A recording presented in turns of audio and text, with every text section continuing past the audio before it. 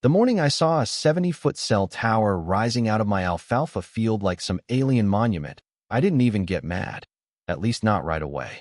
First, I was just confused. Then vaguely entertained. Then deeply, deeply concerned about my cows. They stood around it in a perfect circle, staring like it was the black monolith from 2001, A Space Odyssey.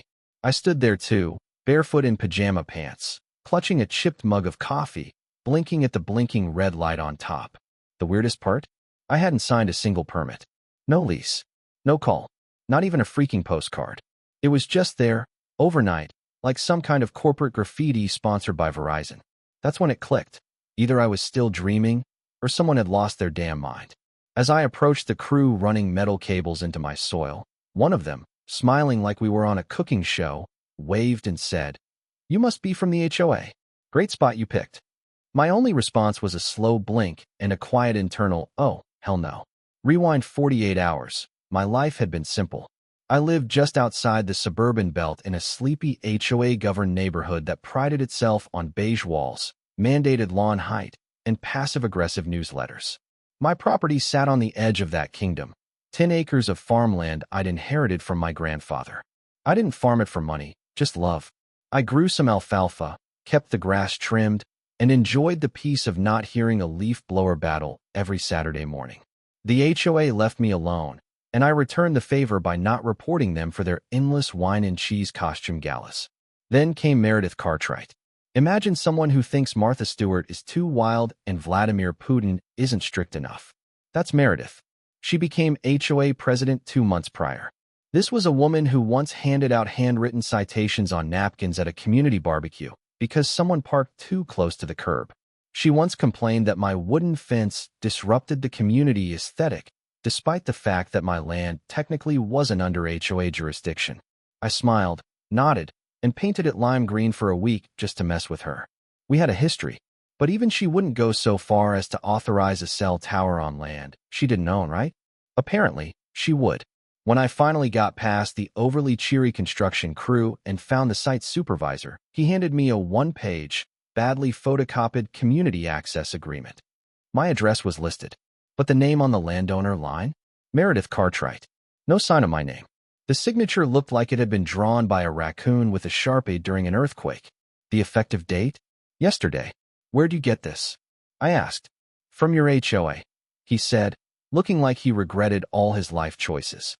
This is private farmland, I said, slow and clear like I was speaking to someone who thought GPS was fictional. This field is not part of the Greenbelt. It is mine. Fully deeded, fully outside of HOA reach. He held up his hands. Hey man, we're just here to install. Permits are filed. With whose name?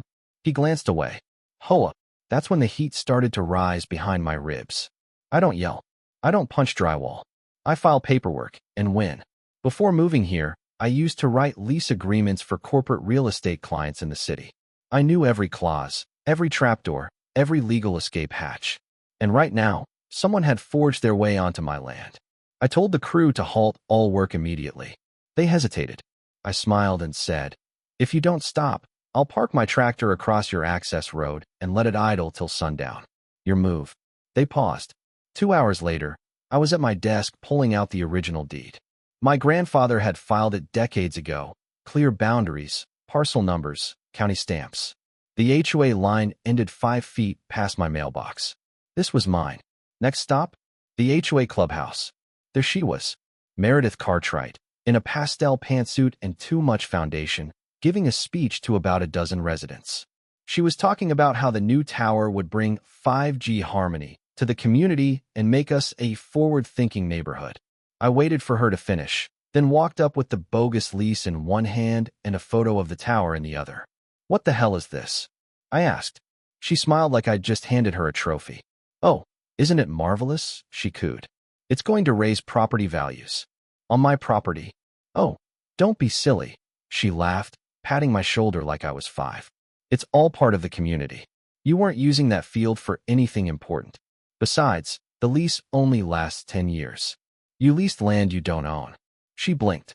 "Technically, it appears to be part of the green belt, and no one really uses it.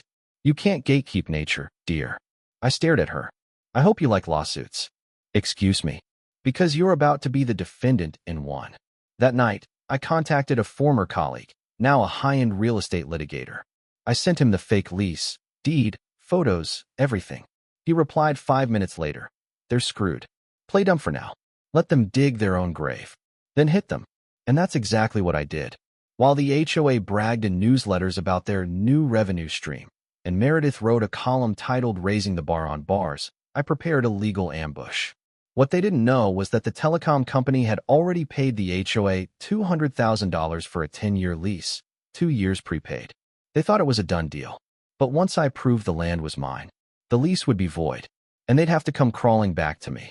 The next morning, I stood at the edge of my field with a measuring wheel and a grin sharp enough to slice steel. It was game time.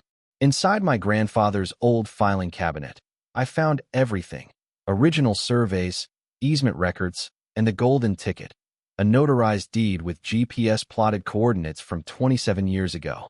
The county office clerk, who remembered me as the guy who built a chicken coop that looked like the White House, pulled up the current records and compared them.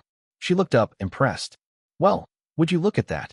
That tower's smack in the middle of your land. Can you print that with a timestamp?" "Absolutely." I left with Exhibit A. Next stop, the local telecom office.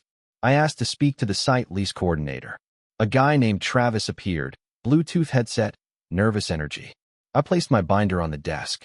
"That tower? It's on my land." He skimmed through the documents. His face went from tan to paper white. "But we signed with the HOA," he stammered. "Yeah, and the HOA doesn't own it." He gulped. "They said." "I know what they said. But here's what I'm saying. That lease is void. Which means you're trespassing. Which means I could file an injunction, demand the tower be removed, and sue your company for damages." He looked like a baby bird facing calculus. "I'm not going to do that," I continued, "because mistakes happen. But now, you renegotiate with me. And spoiler alert, my rates are higher." By afternoon, Travis called back. His legal team wanted to meet. Meanwhile, Meredith was throwing a 5G celebration mixer. I attended for the drama. The clubhouse was decorated like a Wi-Fi-themed birthday party. There were cupcakes shaped like routers and an ice sculpture meant to be a signal icon that looked like a crying snowman.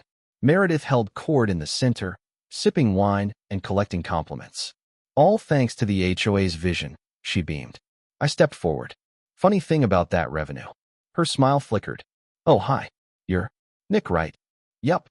The guy who owns the land you built your tower on." Residents nearby turned. I lowered my voice. "I spoke to the telecom company. They're not happy about being duped into leasing land from someone who doesn't own it." She paled. "It was a misunderstanding." "No," I said, "it was fraud." Back home, I reviewed the new draft lease. Triple the original rate. A signing bonus. Monthly rent. Back pay. Maintenance clauses. Indemnity. Environmental clauses. I forwarded it to my lawyer. His reply: "Sign it, and buy yourself something ridiculous." I signed. 2 days later, the money hit my account. I upgraded everything: fencing, irrigation, even a new tractor. But the best purchase? A professionally engraved sign at the edge of the property that read, "Private property. Tower operated with permission of actual owner." I underlined actual.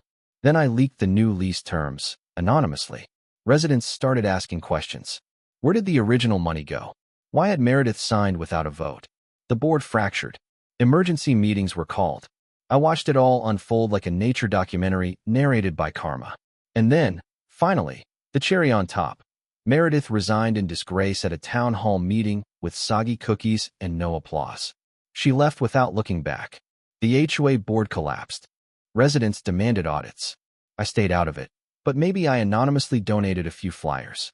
A month later, Meredith tried to sue me for easement obstruction and emotional distress. My lawyer laughed so hard he spilled his drink. We countersued. The judge dismissed her case in under an hour. Soon after, the HOA restructured. Dues dropped by 40%. Transparency increased. People thanked me.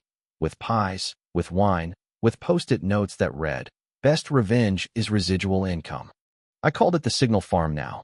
And when the telecom company asked about installing another unit for 6G testing, I said, "Let's talk." That's when I started Boundary Line Solutions, a simple consulting firm, helping people fight back against HOA madness. My story went viral. They called me the HOA whisperer. Even Meredith sent a note once and signed, "Congrats on the tower. P.S. I moved." Figures. Now, I sit on my porch, sipping coffee, watching that tower blink against the night sky. A rhythmic signal that power doesn't always win. But patience, paperwork, and principle, those do. And they always will.